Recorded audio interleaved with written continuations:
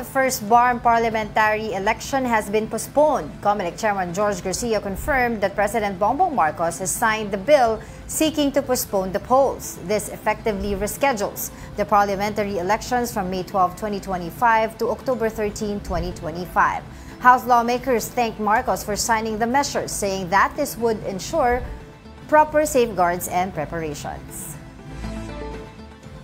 Okay. Oh, hiningi ito. Hiningi talaga nila ito eh. Yeah, buti ito 5 months lang, May to October. Yeah. Oo, kasi yung isang resolution, if I'm not mistaken, parang 1 year yung hinihingi nilang postponement nitong BARM elections na to. Pero of course, others are saying there na parang ang sinasabi nila, yung postponement ng BARM elections would prolong lang daw yung violence sa area kasi wala nga yung mga mamumuno, etc. Yeah. Mamaya pag-usapan pa natin yan. Let's talk more about election-related matters. We have COMELEC spokesperson, Attorney Rex Laudianco, joining us on the line. Thanks for joining us again. Spokes, good morning. Magandang umaga po, Ma'am Angela, Sir Diego. Magandang umaga po sa lahat ng ating taga-subaybay. Alright, folks, let's get right to it. No? Tell us more po about yung rationale at saka yung possible implications ng BARMM polls postponement. Malinaw naman po yung rational ng batas natin dyan na naging concern po ng ating legislature. Una, yung security concerns. Ikalawa po, yung legal implications noon na po pagkakatanggal ng 7 seats sa Legislative District Representatives mula po sa lalawigan ng Sulu. At dahil po dito, kailangan linawin ng Bangsamoro Transition Authority kung yung bang 7 na po ay ma-distribute at kung meron nga pong distribution nito in accordance with the local government code. Yan po yung mga bagay nire-resolve para po mas maayos ang halalan pagdating sa October 13. So, just to clarify lang po, Spokes, itong 7 seats na mabibigyan, sabi nyo nga po, sila dapat ang mag-determine ito. Bakit hindi po mag-fall under yung guidelines na yun sa COMELEC? Ay, hindi po. Kasi po ang COMELEC po ay taga-implement lamang ng batas. Hindi po kami parte nagde-decision sa policy. Ito po kasi ay patungkol sa composition ng parliament ng ating BARM. Kaya nga po sila po ang magde-decide kung yung bang 7 seats mula dun sa Sulu ay paano i-apportion dun sa remaining provinces at a special geographic area. As attorney, ano magiging implication to sa budget? Do you have a budget ready for this? Kasi parang last-minute scheduling ito eh. Opo, medyo mabigat po sa parte ng COMELEC pero kami po ay susunod dahil malinaw naman po doon sa ating law na nag-postpone po nga po at nag-reset ng ating elections na ito ay continuation ng ating national and local elections sa Mayo. Hindi po ito special elections. Kaya nga po yung budget namin na nagamit para sa taong ito ay itutuloy lamang po at hahanapan po namin ang karagdagan mula po doon sa aming budget pa matuloy lamang po ito sa October 13. Okay. What about po yung mga security preparations po ng COMELEC regarding this postponement ng BARM elections? Opo, dalawang bagay po. Yung security preparations po para sa national and local elections, tuloy naman po yan, walang pagbabago. Ang isang maganda lang po dito, yung nakikita rin po ng ating mga senador at mga mambabatas na mas makapagpo-focus ang hindi lang ang COMELEC, kundi po ang ating law enforcement and security forces pagdating sa October 13. Kumbaga po, mako-consolidate namin lahat kung kinakailangan magkumuha doon sa ibang lugar para idagdag para sa pagpapanatili ng kapayapaan dyan sa October 13 ay gagawin po namin ito. Mas maayos po namin ang security preparation dahil nahiwalay nga po ang parliamentary elections. Okay, Spokes, paano naman po yung sa usapin po ng filing ng Certificate of Candidacy? I understand nagkaroon na po ng Certificate of Filing ng Candidacy doon sa BARM. Ngayon pong merong extension, continuation lang po ba yun or kailangan po ulit nila mag-file ng Certificate of Candidacy?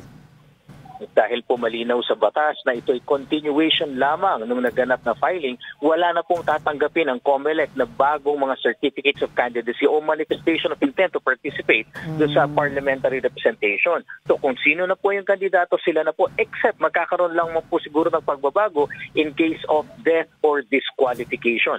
Kung sakali man po magkakaroon ng pagbabago rin po na pagtanggap ng COC ay para lamang doon sa 7 na originally seats ng Sulu na i-distribute po, i-reapportion ng ating Bangsamoro Authority. Okay. Alright, taking this opportunity na rin po, Attorney, doon po sa issue naman po ng vote buying sa Benguet, nasaan na po tayo pagdating po sa investigasyon doon?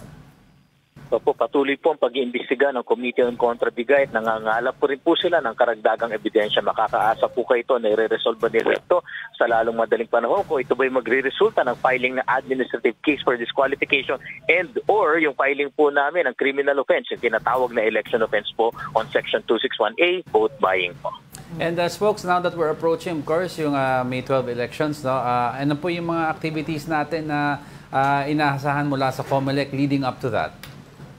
Una po sa lahat, update lang po sa printing ng balota. Tayo po ay magpo-45 million ballots na po sa araw na ito. Ganyan karami na po ang ating na-imprenta. Kaya nga po, we're right on target, we're right on schedule. Patatapos po ng COMELEC ang ballot production. Lahat-lahat na po, pati verification by second week of April. At tuloy-tuloy na po ito sa pag-distribute natin sa iba't ibang lugar na nangangailangan ito. Yun naman pong ating training ng mga teachers ay susulong na rin po sa mga susunod na linggo dahil yung mga trainers po nila natapos na, na-certify na at papu-deploy na rin po sila. Nakikita nyo po lahat ng activities na yan ng COMELEC, pati po yung verification, yung printing, lahat po ay nila-livestream namin. So maaari po ninyong samahan ng COMELEC sa lahat ng paghahandang ito.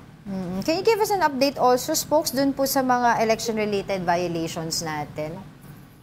Sa Ganban po, umabot na po sa 1,197 persons ang naaresto po ng ating law enforcement people po, ano, dahil sa nilalabag na po nila yung ating gun ban, pagdadala ng armas sa labas ng bahay, whether or not may lisensya o wala, whether or not may permit to carry. Ang importante po dito, wala silang prior authority from the COMELEC. Muli po, nagpapaalala tayo sa ating mga kababayan, kahit kayo may LTO, firearm registration at permit to carry firearms outside the residence, kung hindi po kayo covered ng certificate of authority mula sa Gun Ban Committee ng COMELEC, kayo po ay lumalabag dito. Ito po ay isang kasong kriminal na maaring magdulot ng pagkakakulong ng 1 hanggang 6 na taon, pagkakatanggal po ng inyong karapatang bumoto at perpetual disqualification to hold public office. Huwag po ninyong baliwalain ang bagay na ito. And update na lang din po ulit, Spokes, dun sa mga voting precincts natin. Magdadagdag daw po kayo sa may mga bandang mall? Maglalagay daw po kayo sa mga malls? Tama po, nung nakaraang linggo, particularly nung Biyernes nga po, ay nakipaglagdaan na ang COMELEC sa iba't ibang mall partners namin. Ano? Ngayon po ay nasa 71 mall partners na po kami at maaari pa pong madagdagan ito. Hinihikayat po namin yung iba pang malls kasi sila rin po nagvo-volunteer. Ang nagiging problema lang po, gustuhin man namin paramihin ay yung sapat na espasyo. Pero sinasabi naman po nila, gumagawa sila ng paraan ng magkaroon ng sapat na espasyo, hindi lamang para sa botohan, kundi po pati yung waiting area para lang po makibahagi sila dito sa mall voting natin. Ang sa gayon, mas maraming kababayan natin po ang boboto na sa mga malls at their convenience po. Ay, Attorney, now before we let you go, konting update lang kasi maraming kababayan po nagtatanong. Minsan daw, ang experience sila sa past elections, pag hinahanap nila yung pangalan nila sa mga precinct finder, medyo maliliit daw ang font.